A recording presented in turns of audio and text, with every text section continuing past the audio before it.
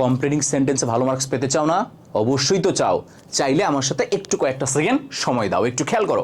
এই যে আমাদের সেন্টেন্সে কন্ডিশনালটা থাকে কমপ্লিটিং সেন্টেন্সে, প্রত্যেক বছর আমরা পরীক্ষা দিতে গেলে এইটা আমরা পাই।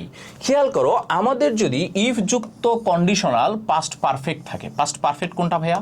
যেটা হ্যাড প্লাস ভি3, খেয়াল করবা, অথবা হ্যাড প্লাস ভি3 আগে থাকে, যেটাই থাকুক না কেন, সাবজেক্টের প্লাসে হ্যাড প্লাস ভি3 থাকলেও যা, আমাদের হ্যাড প্লাস ভি3 আগে থাকলেও তা একই। খেয়াল করবা, যদি থাকে তাহলে আমরা পরেরটুকু কমপ্লিট করব subject plus would could might have plus ভি3 দিয়ে। খেয়াল করবা, হয় তুমি বসাবা উড, না হলে বসাবা কুড, না হলে বসাবা মাইট, তারপরে হ্যাভ প্লাস ভি3 দিয়ে করবা। তাহলে কয়টা ক্ষেত্রে?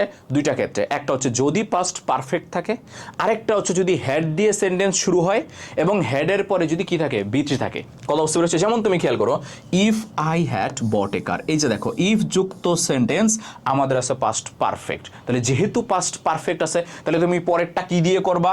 Subject plus would could might plus have plus ভি3 দিয়ে করবা। যেমন আমি লিখতে পারি I would have gone there. যদি আমার একটা গাড়ি থাকতো, আমি ওইখানে কি করতাম? যাইতাম। তুমি অন্য কিছু লিখতে পারো, যে I would have gone to a long drive, বা I would have driven it, আমি এটা চালাইতাম। কোনো সমস্যা নেই, হয় উড, না হলে কুড, না হলে মাইট, তারপরে have plus ভি3।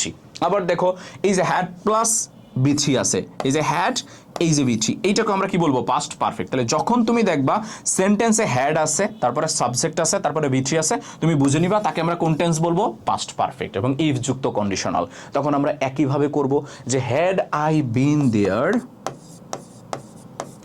I could have, হয় উড হ্যাভ, না হলে কুড হ্যাভ, না হলে মাইট হ্যাভ, তারপরে ভি3, I could have solved it, আমি যদি ওইখানে থাকতাম আমি এটা সলভ করতাম। তাহলে তুমি খেয়াল করবা, স্ট্রাকচারটা খেয়াল করবা। যদি তুমি ইফ যুক্ত কন্ডিশনাল পাস্ট পারফেক্ট পাও, তারপরে তুমি সাবজেক্ট বসাবা, তারপরে হয় উড, না হলে কুড, না হলে মাইট, তারপরে হ্যাভ, তারপরে ভি3। যেমন have gone, have solved. Share করে রেখে দাও, কারণ এইটা থেকে প্রায় প্রত্যেক বছরই আমাদের বোর্ড পরীক্ষায় প্রশ্ন থাকে। তার মানে এটা তুমি মনে রাখা মানেই হচ্ছে তুমি একটা মার্ক মোটামুটি পেয়ে যাচ্ছ।